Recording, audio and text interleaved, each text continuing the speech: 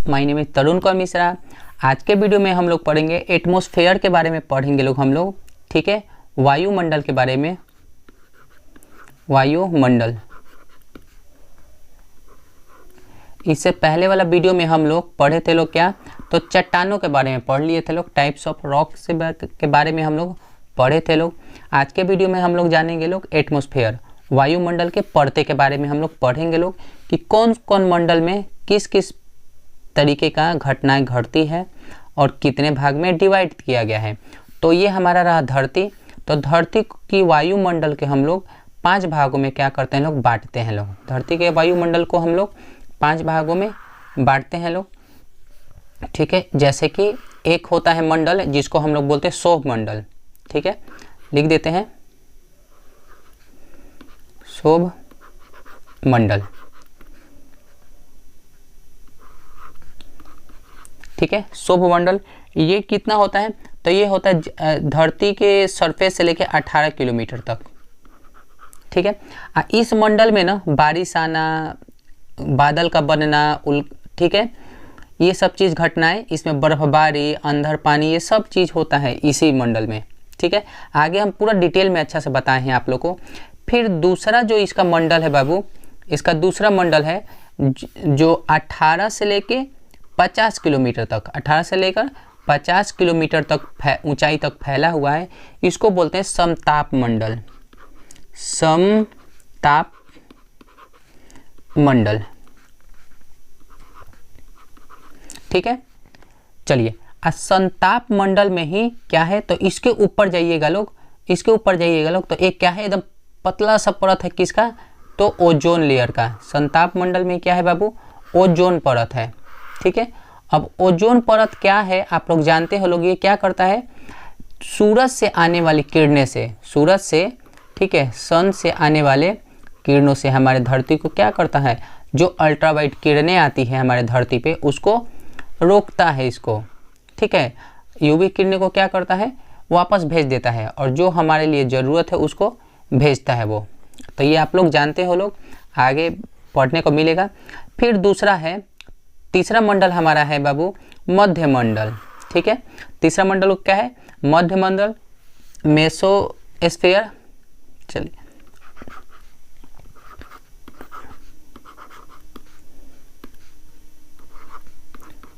ये है, इसका ऊंचाई है बाबू तो 50 से लेकर ये चला जाता है कितना, तो 80 किलोमीटर तक की जो ऊंचाई तक होती है इसका पहुंच होता है, मतलब इतना ऊंचाई तक होता है। फिर आते हैं चौथा, अगर मंडल पे देखा जाए तो इसको आयन मंडल बोलते हैं ठीक है। चलिए, आयन मंडल,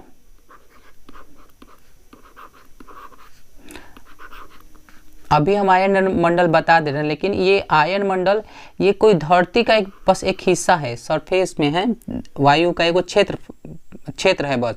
ये जो होता है थर्मोस्फीयर जो है उसमें आता है, ये आयन मंडल थर्मोस्फीयर में आता है, ठीक है। तो वहाँ पे हम लोग डिटेल में पढ़ेंगे अब ये है 80 से लेकर कितना है, तो 80 से लेकर इनका फैलाव आप 700 तक मान सकते हैं, चाहे होता भी है।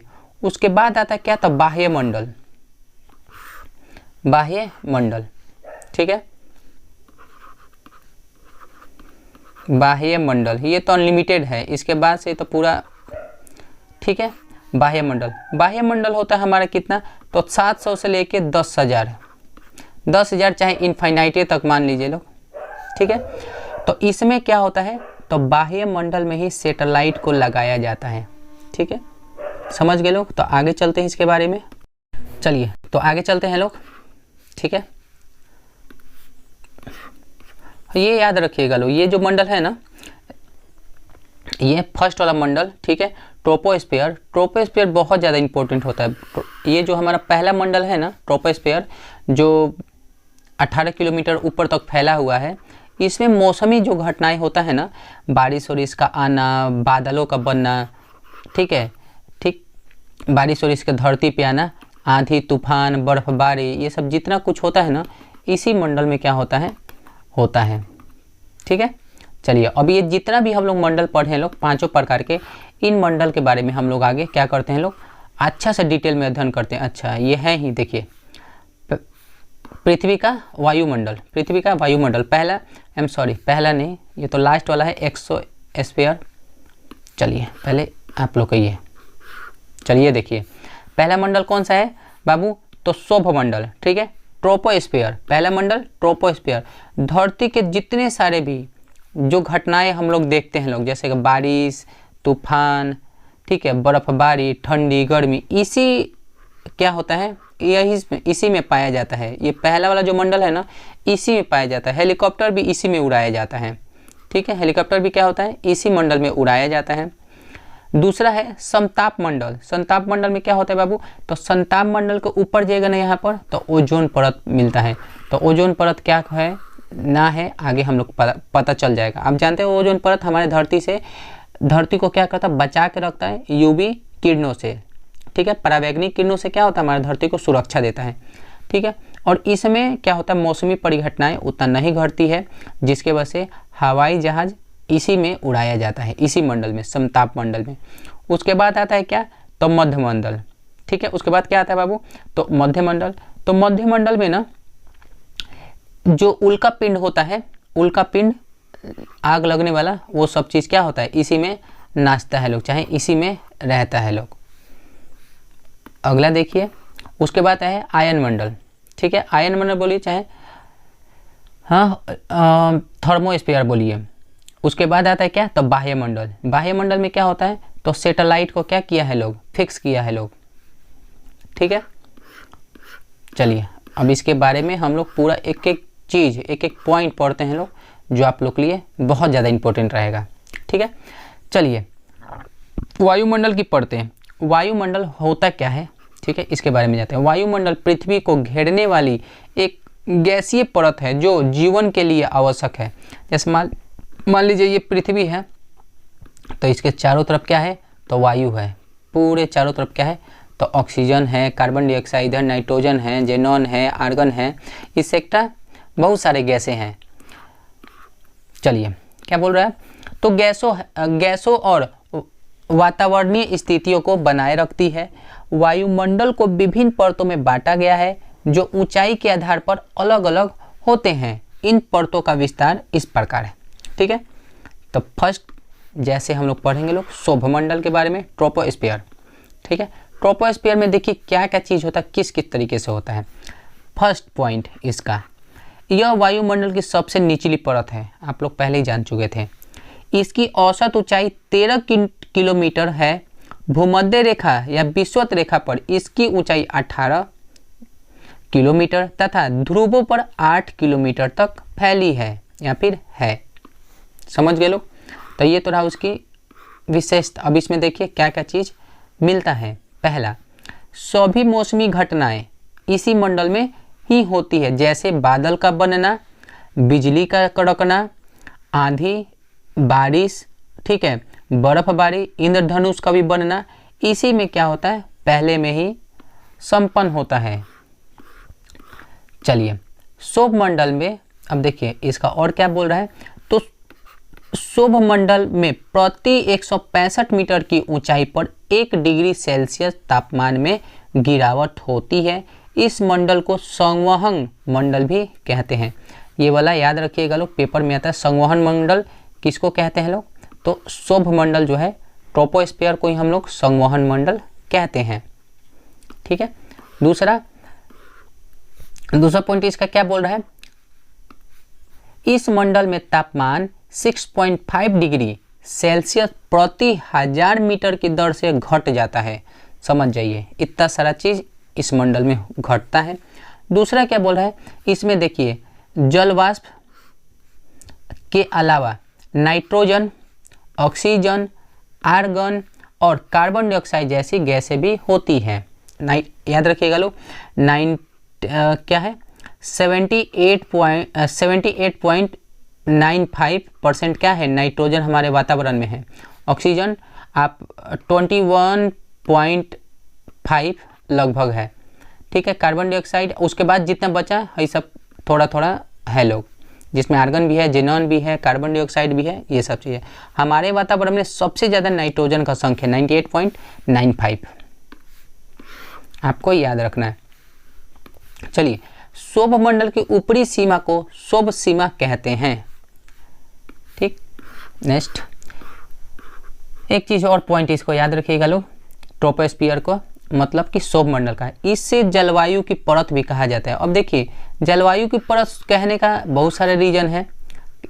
पहली बात तो जितनी भी जलवायु परिवर्तन होती है सब यही डिसाइड करता है, इसी मंडल में होता है। बारिश, ओला पड़ना, इंद्रधनुष का बनना, आंधी तूफान सब क्षोभ मंडल का ही देन होता है। इसी वजह से इसे जलवायु की परत भी कहा जाता है। पहला परत कंप्लीट। चलिए स्ट्रेटोस्फीयर के बारे में पढ़ते हैं लोग। दूसरी परत है ये हमारी धरती की। चलिए इसकी खोज 1902 ईस्वी में टीज रेज डी बोर्ड द्वारा की गई थी। ये बहुत इंपॉर्टेंट चीज़ है कि समताप मंडल का खोज तो 1902 में टीज रेस डी बोर्ड द्वारा की गई थी। ठीक है, अब इसकी ऊंचाई देखिए तो समताप मंडल की धरती की सतह से 18 से 50 किलोमीटर ऊंचा तक होती है। समताप मंडल मुख्य रूप से नाइट्रोजन और ऑक्सीजन गैस से बना हुआ है। समझ गए लोग। चलिए, और संताप मंडल में तापमान लगभग समान नहीं रहता है। तापमान ऊंचाई के साथ बढ़ता है, लेकिन मौसमी जो घटनाएं जो क्षोभ मंडल में घटती थी वो सब इसमें आंधी तूफान नहीं घटती है।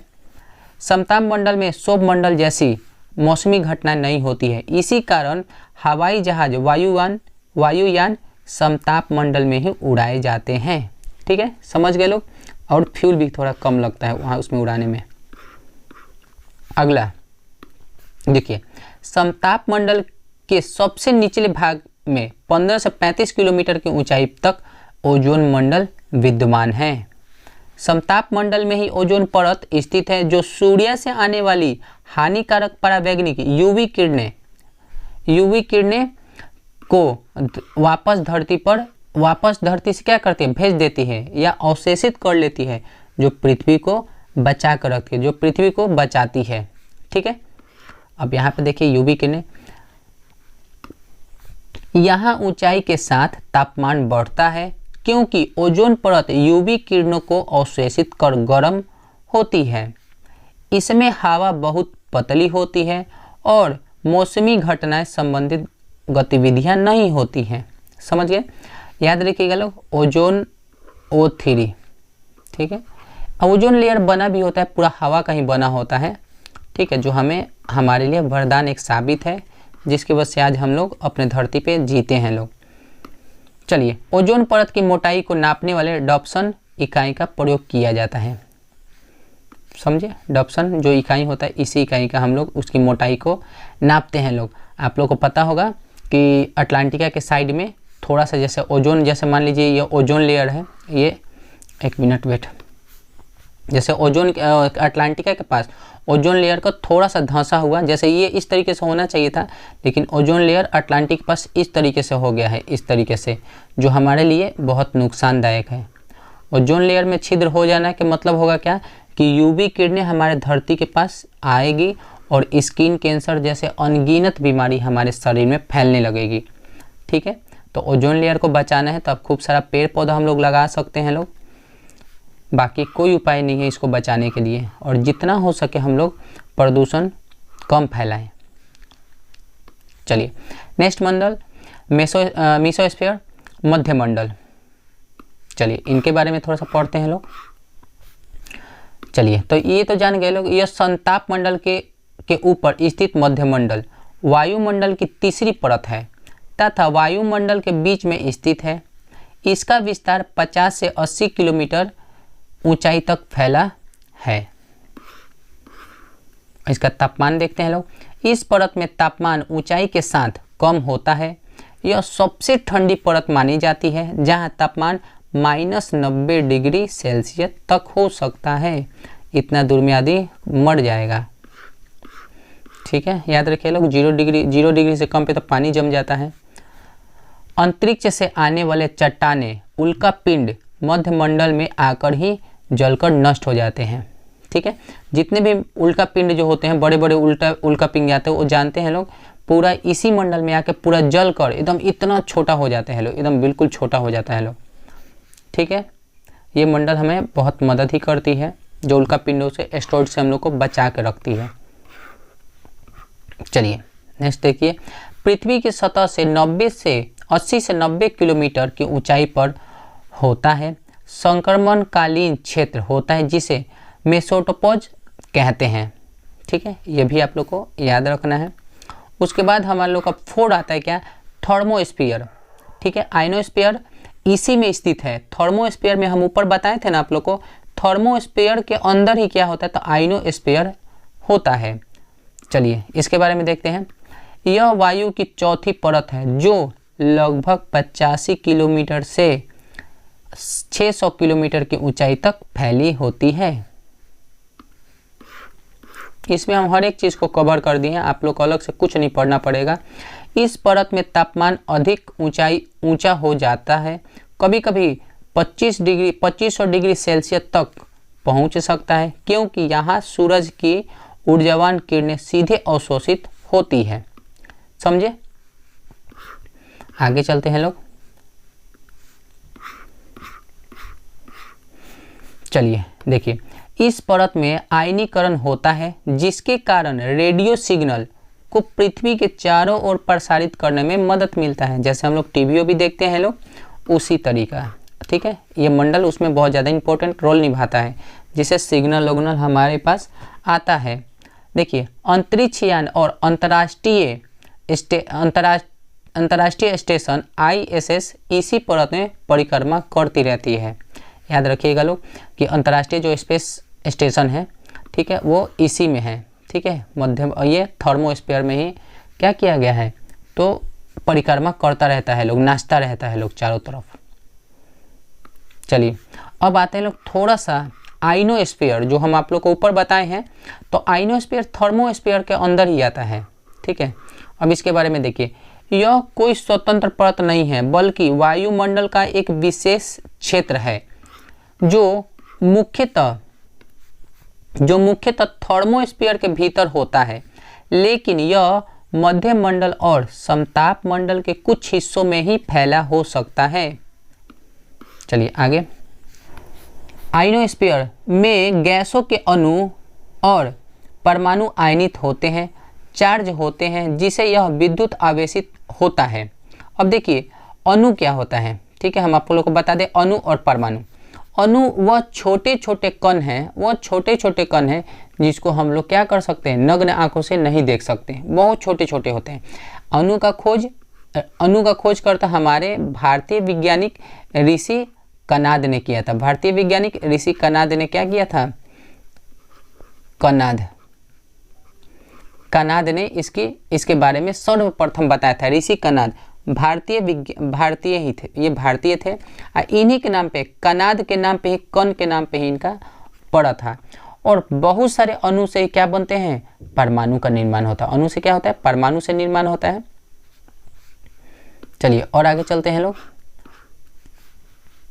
चलिए, आइनोस्फीयर विद्युत आवेशित कणों से भरा हुआ होता है और रेडियो संचार में महत्वपूर्ण भूमिका निभाता है, जबकि थर्मोस्फीयर उच्च तापमान और अत्यधिक ऊंचाई की परत है।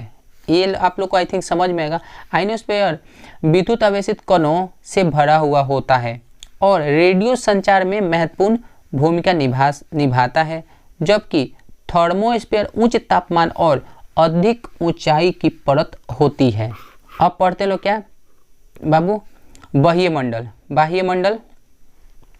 ठीक है, तो इसमें देखिए बाह्य मंडल, ठीक है, एक्सोस्फीयर में देखते हैं लोग, यह वायुमंडल की सबसे बाहरी परत है, जो लगभग 600 किलोमीटर से शुरू होकर 10,000 किलोमीटर तक फैली होती है।